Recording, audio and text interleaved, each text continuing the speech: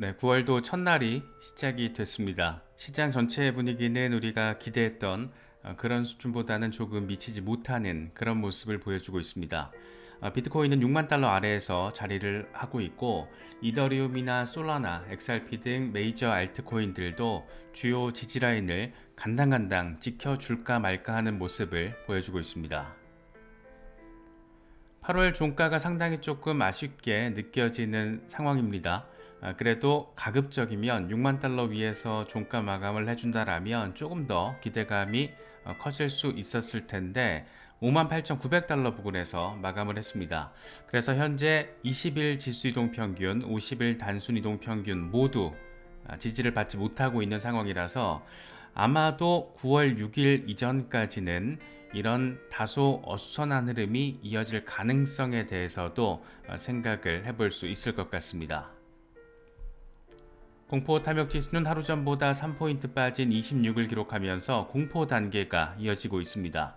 비트코인 도미넌스는 여전히 빡센 모습 보여주고 있는데 57%대 중반에서 흐름을 이어가고 있습니다.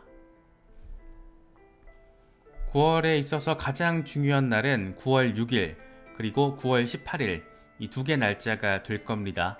이 8월 고용보고서가 발표되는 9월 6일은 증시와 암호화폐 시장 모두에 있어서 굉장히 중요한 지금 분기점으로 작용할 가능성이 상당히 아주 많이 높습니다. 지금 7월 신규 취업자 수가 11만 4천 명으로 나오면서 8월 2일에 이 금요일 밤에 이게 발표가 되고 8월 5일 증시가 폭락을 했던 블랙 먼데이 우리가 좀 선명하게 기억을 하고 있죠. 하지만 다행스럽게도 일단 예상치는 괜찮습니다. 8월 예상치가 지금 16만 명 정도가 되고 실업률은 4.3%에서 4.2%로 살짝 빠질 것으로 예상이 되고 있습니다. 이렇게 예상치 수준으로만 나와준다라면 일단 금리 인하 가능성은 100% 수준이기 때문에 문제는 0.25냐 0.5냐 하는 문제. 그런데 예상치 수준으로 잘 빠져주는 모습이 나와준다라면 시장이 조금 더 환호할 가능성에 대해서 생각해 볼 수 있을 것 같습니다. 그래서 9월 FOMC에서 금리 인하 범위에 대한 예측은 9월 6일이 중대 분수령이 될 것으로 전망된다. 이 정도로 정리할 수 있는 그런 모습입니다.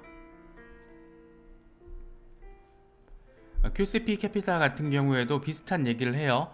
이 다음 주에 발표되는 비농업 고용 지표를 통해서 연준의 4분기 금리 인하 여부를 가늠할 수 있다.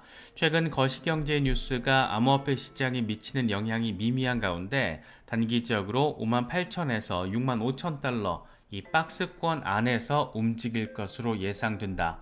상당히 원론적이고 밋밋한 내용이긴 한데 어쨌든 지금 상황 자체가 이러지도 저러지도 못하는 하나 재료가 들어와 줘야 하는 그런 상황이다 보니까 일단 9월 6일 그리고 9월 6일 전에도 민간에서 또 노동 데이터가 나오기 때문에 그런 것들이 스멀스멀 시장에 영향을 미치다가 9월 6일이 굉장히 의미 있게 영향을 미칠 가능성이 높다. 물론 이제 예상치 수준으로 나와줄 것이냐 아니면 7월에 그랬던 것처럼 그러니까 8월 2일에 발표됐던 7월 고용 데이터처럼 우악스럽게 나와줄지 이런 것들을 생각해 보면 아직은 뭐라고 예단하기는 어렵지만 예상치 수준으로만 나와주면 아주 많이 좋겠다 그런 생각이 드는 것은 꼭 기분 탓만은 아닌 것 같습니다. 매튜 아일랜드 상승을 위해서는 최소 5만 6천 달러 위에서 비트코인 가격이 유지될 필요가 있다. 이 아래로 빠질 경우에는 추가 하락세가 가능하다. 9월은 역사적으로 비트코인의 실적이 가장 안 좋은 기간인데 이번 9월에도 비슷하게 횡보를 할 것으로 예상된다. 다만 대선을 앞둔 11월에는 가격 변화 가능성이 있다 라고 이야기를 하고 있습니다. 역사적으로 비트코인의 퍼포먼스가 가장 약한 달을 꼽자라면 이 9월이 되는 건데 하지만 9월에는 이번 같은 경우에는 금리 인하 이슈가 있다 보니까 조금 작년, 재작년과는 좀 다를 수도 있지 않을까 그런 생각을 갖게 만드는 거죠. 레이디 오브 크립토는 이런 얘기를 합니다. 이 분기별로 이제 보는 거예요.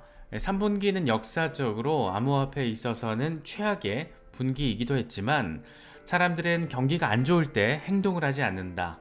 이 4분기는 역사적으로 최고의 분기이지만 사람들은 3분기에 우울해져서 대비를 하지 않는다라고 이야기를 하고 있습니다. 설사 9월에 조금 안 좋게 퍼포먼스가 나와주더라도 이때는 멍 때리고 포기할 때가 아니라 4분기를 대비할 때다라는 이야기를 하고 있는 거죠. 결국에는 작년과 비슷한 수준으로만 조금 흐름이 이어진다라면 4분기 그리고 내년 1분기까지 상당히 흥미로운 움직임을 우리가 바라보고 즐길 수 있지 않을까 그런 기대감도 생기는 것 같습니다. 렉트 캐피탈도 비슷한 얘기를 합니다. 비트코인은 반감기 이후에 150일에서 160일 뒤에 돌파를 만들어내는 경향을 보여왔다. 이거는 이번 반감기에 대입을 했을 때 9월 말쯤 돌파가 가능하다라는 것을 의미한다. 10월은 더구나 역사적으로 강한 시간이었다. 그래서 역사적인 패턴을 따를 경우에 9월 말에 의미 있게 드디어 이 지루하고 지겹게 느껴진 반감기 이후 조정 통합을 끝내고 돌파를 이뤄내면서 포물선형 랠리를 시작할 수 있고 10월은 원래 강세였거든. 4분기에도 또 기대감이 더 커질 거거든. 이런 얘기를 지금 전제로 깔고 하고 있는 거죠. 라크 데이비스 멘트가 재밌어요. 개인 투자자들 사이에서 비트코인에 대한 수요는 거의 죽은 상태다. 모두가 73,000달러에 사고 싶어 했지만 아무도 59,000달러에서는 사려고 하지 않는다. 사실 이게 개미들의 기본 심리이기도 한데 이런 것들이 좀 아쉽게 느껴진다라는 점을 이야기를 하고 있습니다. 이럴 때 또 자주 접할 수 있는 밈 중에 하나가 이거죠. 비트코인이 74,000달러를 딱 찍어버리니까 개미는 생각을 하는 겁니다. 난 진짜 또라이야, 멍청해. 대체 왜 나는 비트코인을 57,000달러에 사지 않았을까?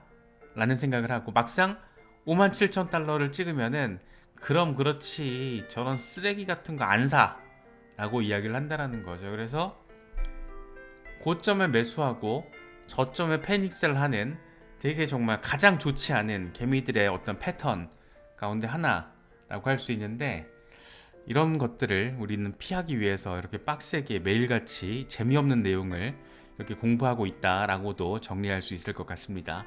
그래서 하는 말이 1년 전에 비트코인 가격이 25,000달러였다. 그때부터만 바라봐도 136% 지금 반등한 거야. 1년 전에 25,000달러였었죠.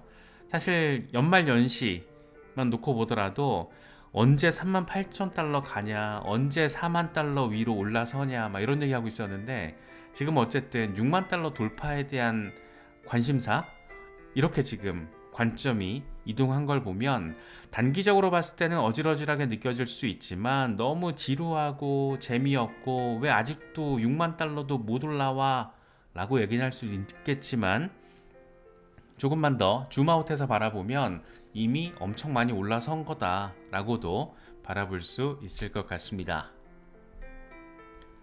크립토 러스가 이런 얘기를 해요. 지금 비트코인 패턴은 2,000달러에서 2만 달러로 10배 상승을 했던 2017년과 매우 비슷하다.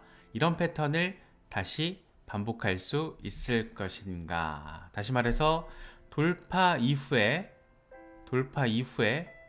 확장형 웨지까지 만들어내고 여기까지 뚫었을 때 이때는 2017년에는 10배 반등을 했다라는 거잖아요. 그래서 지금도 패턴 되게 비슷한데 이번에 상단정 뚫어내고 다시 말해서 7만 달러 위로만 올라서 준다라면 어리버리 치다가 간다 라는 얘기를 하고 있습니다. 이렇게 됐으면 참 좋겠다 라는 생각이 들죠. 맥스는 6개월 차트를 가지고 이야기를 합니다. 이 캔들 하나가 지금 6개월짜리인 거죠. 비트코인은 지금 강세 리테스트를 진행하고 있어. 그러니까 걱정할 거 없어. 의심스러울 때는 이렇게 줌아웃해서 바라보면 된다니까 라는 말을 하고 있습니다. 덩어리 3개 1년 반 동안 진짜 빡세게 올랐습니다. 2023년 초 우리 한 3월 정도에 기억나죠? 실리콘밸리 뱅크 파산하면서 비트코인 반등 나와주고 1년 내내 오르다가 또 올해 초에는 비트코인 현물 ETF 덕에 74,000달러라는 어마어마한 가격을 또 만들어냈고 지금 리테스트를 하는데 주요 지지라인을 잘 받아주고 있어. 꼬리 말려서 올라간 것 봐. 뭐 이런 얘기 지금 하고 있는 거죠. 그래서 조금 줌아웃해서 바라봐야 되는 시기를 우리가 좀 인식적으로 바라보면서 의도적으로 그럴 필요가 있지 않을까, 뭐 그런 생각이 들기도 합니다. 애쉬 크립토, 2025년은 엄청난 강세장이 될 것이다. 연간 차트 이 빨간색 캔들 한 번에 그 뒤로 3번 연속 녹색 캔들이 등장하곤 했다. 이번 사이클은 2024년에 강한 녹색 캔들이 등장했어. 그래서 역사가 반복된다라면 2025년은 대규모 강세 랠리를 보이게 될 것이다. 다시 말해서 약세장 지나고 나서 빠방, 약세장 지나고 나서 빠바방, 약세장 지나고 나서 빠바방, 이번에도 약세장 지나고 빠바방 하게 되지 않을까라는 얘기를 하고 있는 거죠. 저스틴 선도 이 나름의 어떤 이 소회 같은 걸 얘기를 하더라고요. 뭐 우리나라 사람들에게는 아가리 선으로 더 익숙하지만 어쨌든 이런 멘트를 합니다. 2013년에 처음으로 내가 비트코인을 매입한 이후에 13년이 지났다. 2013년, 2017년, 2021년 이렇게 3번의 상승과 하락 사이클을 경험을 했다. 이 트론 민코인 시장에서도 마찬가지로 이 3번의 사이클을 경험했는데 해당 사이클은 19일 만에 일어나기도 했다. 여기서 교훈은 버티지 못하면 이길 수 없다라는 것이다. 이 멘트를 같이 조금 생각해 보고 싶었어요. 버티지 못하면 이길 수 없다라는 거.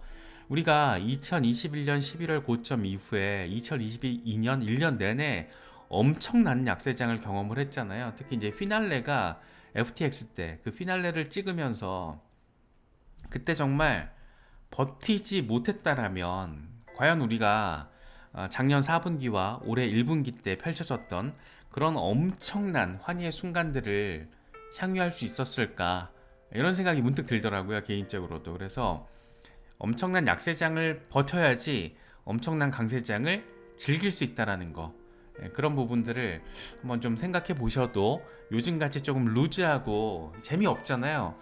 분석가들이나 크립토 미디어들에서도 하는 얘기가 거의 고만고만합니다.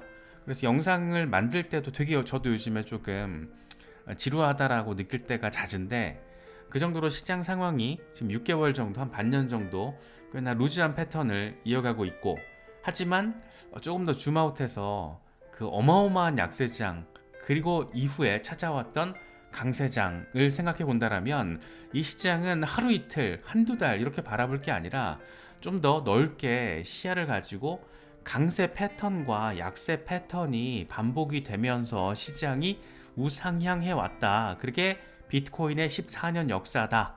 이런 관점으로 요즘 같은 시기에는 조금 바라보시고 전략을 세우셔도 어떨까, 그런 생각이 들어서 이 아가리 선의 모처럼 조금 생각해 볼 거리가 있는 멘트를 가져와 봤습니다. 알트코인 시즌은 참 아직 멀었습니다. 지금은 완벽한 비트코인 시즌이죠. 지금 알트 인덱스가 18, 이게 75가 돼야지 우리가 바라고 기대하는 요때 정도 정말 어마어마했었죠. 이런 걸 이제 경험할 수 있는 건데 아직 갈 길 멀었다. 뭐 일부 알트들 이렇게 펌핑이 살짝 나와주는 거, 이거 아직 시작도 안 한 거다. 뭐 이렇게도 우리가 또 바라볼 수 있을 것 같습니다. 크립토 타이탄, 이 최근 알트코인들이 하락세를 보이고 있지만 아직 낙담할 필요는 없어. 이 강한 반등을 위한 압력을 형성하고 있는 상황이야. 시장이 변화하면서 곧 반등이 시작될 수가 있다. 이때도 마찬가지였거든. 계속 저항 맞고 빠지다가 돌파 한번 하고 삼각형까지 저항 잘 뚫어내고 급등. 근데 지금 패턴 똑같고 지금 상단 저항을 뚫어내는 요 과정, 요것만 잘 진행을 하면 내년에 엄청난 알트 시즌이 올 거야 라는 점을 알트코인 주간 차트를 통해서 이야기를 하고 있습니다. 또 금리 인하 시기와 맞물려 있다 보니까 위험자산 시장이, 물론 이제 여긴 경기 침체 이슈가 함께 있어서 이 과거 뭐 제로금리 시대와 동일하게 비교를 할 수는 없겠지만 어쨌든 금리 인하라는 이 정책 피보팅이 이루어지는 시기가 9월부터 이제 마련될 거기 때문에 그런 부분들은 분명히 증시나 암호화폐 시장에 의미 있는 반등 재료로서 역할을 해줄 것이다. 그래서 우리 같은 경우에는 이 다가올 강세장을 준비를 하면서 강세장 와중에도 20, 30%씩 조정이 온다라는 거, 그런 것까지 함께 염두를 두면서 의미 있는 대응 스탠스, 전략, 행동 계획 이런 거를 지금 가다듬기에는 괜찮은 시기가 아닐까, 뭐 그런 생각이 들기도 합니다. 닥터 프라핏이 재밌는 얘기를 하더라고요. 이 차트 분석이 유일한 지표라면 이 곰들이 말하고 있는 4만 달러 주장은 매우 빈약하다. 이 생산 비용, 거래소 물량 최저치 이런 것들을 지금 곰 세력은 무시하고 4만 달러 간다는 얘기를 하고 있는 거다. 말도 안 돼. 이런 얘기인 거죠. 고래들은 지금 5만 달러에서 6만 달러 범위에서 매수를 하고 있는 것으로 보이고 거래소에는 150만 개밖에 남지 않았다. 공급 충격이 다가오고 있다. 라고 이야기를 하고 있습니다. 근데 이런 것들은 실제로 데이터로도 지금 나와주고 있는 거잖아요. 비트코인 거래소 보유 물량 역사적으로 지금 가장 낮은 수준이 이어지고 있어서 뭐 사실상 공급 충격은 시작된 게 아닌가, 뭐 그렇게도 바라볼 수 있는 상황이고, 센티멘트 데이터를 보더라도 가격은 하락하고 개미들은 실망하고 있는데 고래들이 지금 증가하고 있는 거예요. 한 달 만에 비트코인 최소 100개 이상을 보유하고 있는 지갑 수가 283개나 증가를 했습니다. 100개, 10개도 아니고 100개. 그래서 이런 지갑이 현재 16,120개로 17개월 최고치. 최소 비트코인 100개 이상을 보유하고 있는 지갑이 16,120개, 17개월 최고치. 이거는 뭘 의미하고 있는 걸까? 이런 부분들 생각할 거리가 많죠. 그래서 9월부터는 더 정확히는 9월 6일을 거쳐서 9월 18일 FOMC 결과가 나오는 그 순간부터는, 그러니까 조금 더 다듬어서 9월 하순부터는 상당히 의미 있는 상황이 펼쳐지지 않을까, 그렇게 조금 개인적으로는 기대를 하고 있는데, 물론 이제 거시경제 데이터라는 게 이 뚜껑 까봐야 아는 거니까 이런 것들을 우리가 좀 신중하게 데이터 체크하면서 시장 대응을 하다 보면, 지루한 약세장 뒤에는 정말 의미 있는 강세장이 늘 왔고, 의미 있는 강세장 뒤에는 정말 또 지루한 엄청난 약세장이 또 왔고, 패턴은 반복된다. 이걸 신뢰하지 못하면 저축은행 가는 게 맞다. 뭐 이렇게도 정리할 수 있지 않을까 생각이 듭니다. 이제 9월 한 달에 이렇게 문이 열렸는데 9월 한 달도 의미 있는 대응하시면서 함께 의미 있는 시간을 준비할 수 있으면 좋겠다라는 생각이 듭니다. 여러 가지 소식들 잘 참고하실 수 있으면 좋겠습니다.